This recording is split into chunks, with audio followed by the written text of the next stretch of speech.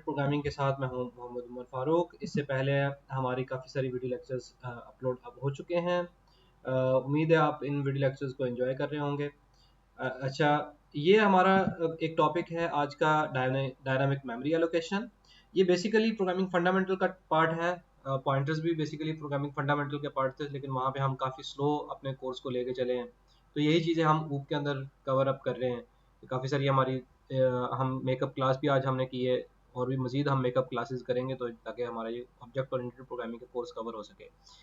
ठीक है जी। तो हमारा जो सी प्लस प्लस का कोड है ना, वो कुछ इन मराहिल से होकर गुजरता है कि आप क्या करते हैं। सबसे पहले, जैसा कि मेरे पास ये एक एडिटर है, आप नोट पैड पे कर सकते हैं, डेव सी प्लस प्लस पे कर सकते हैं।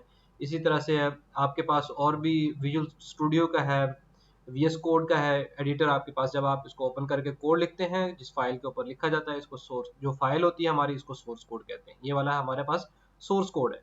सोर्स कोड जो होता है वो ह्यूमन अंडरस्टैंडेबल होता है, ह्यूमन इसको अंडरस्टैंड कर सकता है। देन हमारा जो कंपाइलर है, जो उसको कंपाइल किया जाता है, उसको मशीन कोड के अंदर कन्वर्ट करके देन रन करके उसकी आउटपुट देखी जाती है। अच्छा, अब ये वाला जो कोड है ये दो फेजेस से होकर गुजरता है। सबसे पहला जो है वो हमारे पास है कंपाइल टाइम, और दूसरा हमारे पास जो है वो है रन टाइम। पहले रनिंग में जाता है, कंपाइलेशन में जाता है, मशीन कोड में कन्वर्ट होता है। तो मशीन कोड ह्यूमन अंडरस्टैंडेबल नहीं है, उसको रन किया जाता है और आउटपुट दी जाती है। अच्छा, अब इस दौरान जब आप कंपाइल कर रहे होते हैं तो आपकी कुछ ना कुछ मेमोरी एलोकेशन होती है रैम के अंदर। वो मेमोरी एलोकेशन किस चीज़ की, जब भी हमने पॉइंटर की बात की, तो पॉइंटर में हमने मेमोरी एलोकेशन की बात की है। तो मेमोरी किस चीज़ की मेमोरी होती है? हमेशा आपके वेरिएबल्स की होती है, आपकी अरे की मेमोरी है, आपके क्लास के एट्रीब्यूट्स जो होते हैं उनकी मेमोरी है। तो यहाँ पे हमारे पास क्या है कि जब कंपाइल होता है तो वेरिएबल्स जितने भी हैं, जो कि अभी तक हमने जितने भी पढ़े हैं, चाहे वो अरे का एक तरीकाकार है, चाहे वो हमारे पास तरीकाकार था वेरिएबल का, हमने क्या जब उसको कंपाइल करते हैं तो उसकी जो मेमोरी एलोकेशन का कॉन्सेप्ट वहां पे बताया गया था, वो आपके कंपाइल टाइम पे होता है, और इस चीज को कहते हैं आपकी स्टैटिक मेमोरी एलोकेशन। ठीक है, आज हम एक नया टॉपिक लेके आ रहे हैं, डायनामिक मेमोरी एलोकेशन के। हमें जो है बजाय इसके कि हम एक पहले से जब हम कंपाइल कर रहे हैं उस टाइम पे हम क्या करें, मेमोरी को एलोकेट करें, हम डायनामिकली, यानी कि जब हम रनिंग फेज में जाते हैं तब अपने वेरिएबल्स की जो वैल्यूज हैं उसको एलोकेट करें। तो इसकी जरूरत क्यों पेश आती है? फॉर एग्जांपल, मैं एक एग्जांपल देता हूँ। आपके पास 500 लेंथ की एक अरे है, तो 500 की अरे आप जब आप कंपाइल करते हैं कोड, तो 500 का जो आपके वेरिएबल्स होते हैं उनके लिए जगह ऑक्युपाई हो जाती है। फॉर एग्जांपल, इंडेक्स के लिए अगर वो हमारे पास है इंटीजर अरे है, तो 500 मल्टीप्लाई बाय 4 बाइट, इतनी जो है वो आपकी जगह ऑक्युपाई हो जाती है। लेकिन जब आप उसको यूज करते हैं तो सारी यूज ही नहीं होती, उसमें से 4 वैल्यू जो है वो ऐड करते हैं, बाकी सारी की सारी फ्री रहती है। सेम इसी तरह से आप एक वेरिएबल डिक्लेयर कर लेते हैं लेकिन उसको यूज ही नहीं करते। आपका काफी सारे प्रोग्राम ऐसे आएंगे, आप 10 वेरिएबल इनिशिएट कर देते हैं लेकिन आप यूज किसी को नहीं करते। आप 10 में से 2 को यूज करते हैं, लेकिन वो 10 के 10 क्या है, मेमोरी ऑक्युपाई करके बैठे हुए हैं। तो बजाय इसके कि आप कंपाइल टाइम एक मेमोरी ऑक्युपाई करें, आप क्या करें, आप रन टाइम पे मेमोरी ऑक्युपाई करें कि जिन वेरिएबल की आपको स्पेस चाहिए तो आप उनके लिए मेमोरी आप क्या करें, रन टाइम पे क्रिएट कर लें, और फिर उसको क्या कर सकते हैं, डायनामिकली हम उसको डी एलोकेट भी कर सकते हैं। तो फॉर एग्जांपल, अब अच्छा, ये जो होता है जो हमारे पास कंपाइल टाइम पे मेमोरी एलोकेशन होती है, तो ये कोड के पार्ट होता है। वो हमारा स्टैक मेमोरी एरिया होता है जहाँ पे ये वेरिएबल्स कंपाइल टाइम या स्टैटिक मेमोरी वेरिएबल्स जो होते हैं, स्टैटिक मेमोरी एलोकेशन टाइम पे जो वेरिएबल्स होते हैं उनकी मेमोरी स्टैक के ऊपर एलोकेट होती है, और जो हम रन टाइम पे जिन वेरिएबल्स की मेमोरी एलोकेट करते हैं वो हमेशा हीप वाले पोर्शन के अंदर उनकी मेमोरी एलोकेट होती है। अब इसकी यूजेज क्यों आती है, यूजेज हमारे पास इसकी जरूरत क्यों पेश आई? तो फ्लेक्सिबिलिटी इन मेमोरी। तो फ्लेक्सिबिलिटी का मतलब ये है कि जब हम क्या करते हैं, स्टैटिक मेमोरी जो होती है ये वाली, अगर एक दफा आपने इसको क्रिएट कर लिया, ठीक है, इसको आप चेंज नहीं कर सकते। ठीक है, आप इसको रन टाइम पे कुछ नहीं कर सकते, आपका जितना मेमोरी एरिया है उतना ही है। तो अगर आप चाहते हैं कि नहीं यार, मैं जितनी मुझे ज़रूरत है मैं रन टाइम पे उतना क्रिएट कर लूँ, तो फिर क्या करेंगे? इसका बेनिफिट ये हमारे पास है कि ये फ्लेक्सिबिलिटी देता है हमें कि जितनी आपको मेमोरी चाहिए आप उतनी उतने वेरिएबल्स के लिए क्रिएट कर लें dynamically. Efficiently memory utilisation, for example आपको 10 की ज़रूरत है तो 10 की क्रिएट करें। ठीक है, आप ऐसे ही जो है वो 500 की जगह जो है वो ऑक्यूपाई कर लें, 10 आपको 5 वेरिएबल्स की जगह चाहिए, आप 5 की ही जगह एलोकेट करें, बजाय इसके कि आप 15 वेरिएबल इनिशियलाइज करके बैठे हो। सेम इसी तरह लाइफ टाइम कंट्रोल, ये जो स्टैटिक आपके वेरिएबल होते हैं, जब तक आपका कोड टर्मिनेट नहीं होता तब तक आपकी मेमोरी डी एलोकेशन नहीं होती। जबकि इसके बरक्स आपका जो डायनामिक होते हैं, जैसे उसका आपका जो है वो स्कोप खत्म होता है, आप वहां पे उसको डी एलोकेट करें, या आपको जहां पे लगता है कि इसकी जरूरत खत्म होगी, आप उसको क्या कर दें, डिलीट के फंक्शन के साथ उसको खत्म कर दें, उसको डी एलोकेशन कर दें। अवॉइडिंग स्टैक ओवरफ्लो, अब यहाँ पे देखें कि ये हमारे पास स्टैक के ऊपर स्टैटिक मेमोरी बनती है, तो आप अगर ज्यादा वेरिएबल्स अगर यूज कर रहे हैं तो हो सकता है कि वो स्टैक जो है वो फुल हो जाए, उसकी मेमोरी फुल हो जाए, तो ओवरफ्लो हो सकती है। तो उससे बचने के लिए आप क्या कर जाएं, आप हीप के ऊपर चले जाएं। लेकिन इसमें अच्छा, अब यहाँ पे देखें कि one two use static allocation, आपकी क्या है कि जब आपकी मेमोरी फिक्स हो, आपको पता हो कि आपको कंपाइल टाइम पे जो है वो ज़रूरत पड़नी है, तो आप उस वक्त उसको मेमोरी फिक्स करें। For small and short live आपके वेरिएबल्स के लिए ये यूज़ होगा। लेकिन यहाँ पे हमारे पास एक और भी बात है कि जो जो स्टैक होती है, ये पहले से हमारे पास जब हम कंपाइल करते हैं तब ही चीज़ों को आपकी मेमोरी को ऑक्यूपाई कर देती है। तो ये इसकी स्पीड जो है, जो वेरिएबल यहाँ पे आते हैं उनकी स्पीड ज़्यादा होती है एज कम्पेयर टू ऐसे वेरिएबल्स या ऐसी मेमोरी एक्सेस करना जो कि हीप के ऊपर है। तो यहाँ पे इसकी स्पीड जो होती है वो थोड़ी सी स्लो होती है एज कम्पेयर टू इनके। अच्छा, ये कब यूज की जाती है, when memory needs are when जब आपको मेमोरी का पता ही नहीं है कि आपके कितने वेरिएबल्स हैं, कितने यूज हो सकते हैं, कितने नहीं यूज हो सकते, तो उस वक्त आप यूज करते हैं। या आप अपने स्टैक ओवरफ्लो से बचने के लिए आप उसको यूज करते हैं। जब आपका डेटा स्ट्रक्चर जो है वो ग्रो करने के चांसेस है, श्रिंक करने के चांसेस है, तब आप डायनेमिकली मेमोरी को एलोकेट कर सकते हैं। लेकिन करते किस तरह से, उसके ऊपर हम बात करते हैं। तो सी प्लस प्लस हमें डायनामिक मेमोरी एलोकेशन के लिए दो कीवर्ड देता है, न्यू कीवर्ड देता है और डिलीट कीवर्ड देता है। न्यू कीवर्ड से हम क्या करते हैं, मेमोरी को एलोकेट करते हैं, और डिलीट कीवर्ड के साथ हम मेमोरी को डिलीट करते हैं।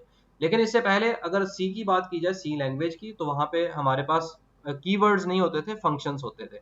और फंक्शंस भी थोड़े से कॉम्प्लिकेटेड होते थे। अगर आप इसको देखें तो इसके अंदर यहाँ पे आप उसको साइज मेंशन करते थे, साइज मेंशन करके फिर उसको बाहर क्या करते थे, उसको टाइप कास्टिंग भी करते थे कि किस वेरिएबल की मेमोरी को जो है ना वो एलोकेट किया गया।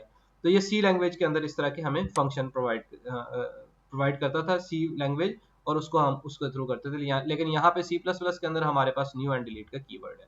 तो यहाँ पे देखें न्यू कीवर्ड काम किस तरह से करता है और डिलीट कीवर्ड काम किस तरह से करता है। तो यहाँ पे देखें आप क्या करते हैं, डेटा टाइप लिखते हैं, एक पॉइंटर लेते हैं, और इस तरह से न्यू कीवर्ड करके डेटा टाइप इस तरह से कर लेते हैं। फॉर एग्जांपल यहाँ पे देखें डेटा टाइप इंटीजर है और इसका पॉइंटर वेरिएबल मैंने ले लिया। Pointer variable is equal to new int करके आप इस तरह से इसको इनिशियलाइज कर सकते हैं। लेकिन अब यहाँ पे एक किस्म का मैं एक वेरिएबल क्रिएट कर रहा हूँ जिसकी वैल्यू जो है वो 22 असाइन की जा रही है। तो इससे पहले आप ये काम जब करते थे तो int x is equal to 22 कर देते थे। लेकिन यहाँ पे ये देखें थोड़ा सा कॉम्प्लिकेटेड वे है।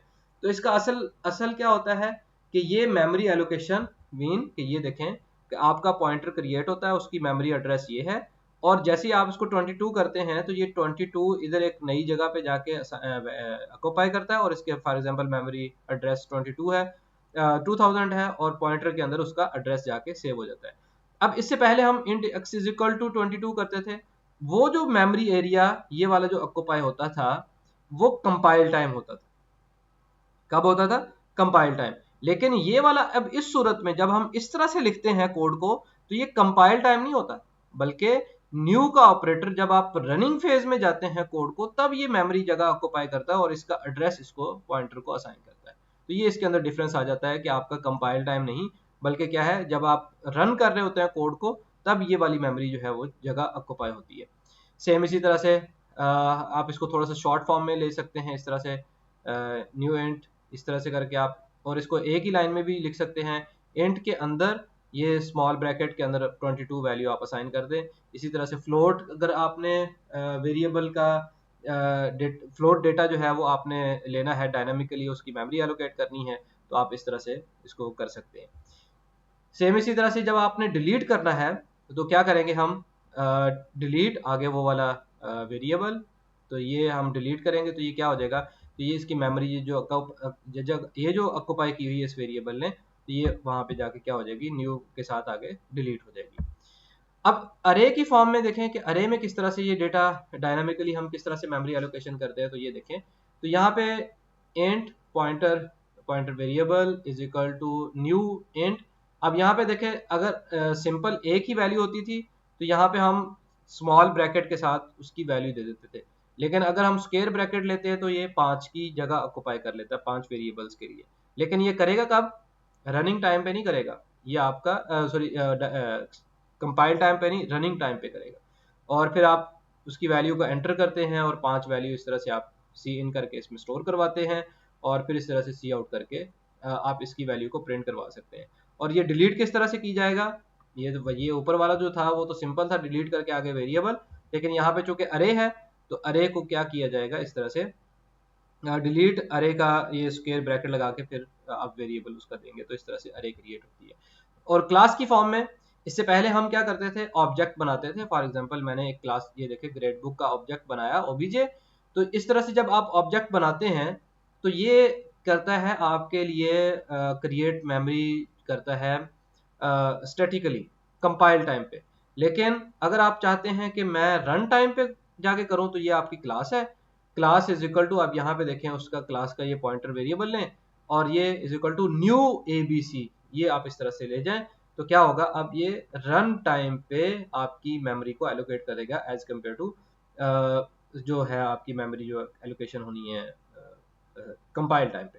तो डायनामिकली ये एलोकेट करेगा। और क्या करेगा किस तरह से, उसी तरह से अब ये क्लास है, इसके अंदर 3 वेरिएबल हैं एक्स वाई जी। तो एक्स वाई जी के इंटीजर टाइप के 4-4 बाइट ये हमारे पास हैं। इसका फॉर एग्जांपल स्टार्टिंग एड्रेस 2000 है, और यही 2000 जाके क्या कर देगा, इस वेरिएबल के अंदर जाके स्टोर कर देगा।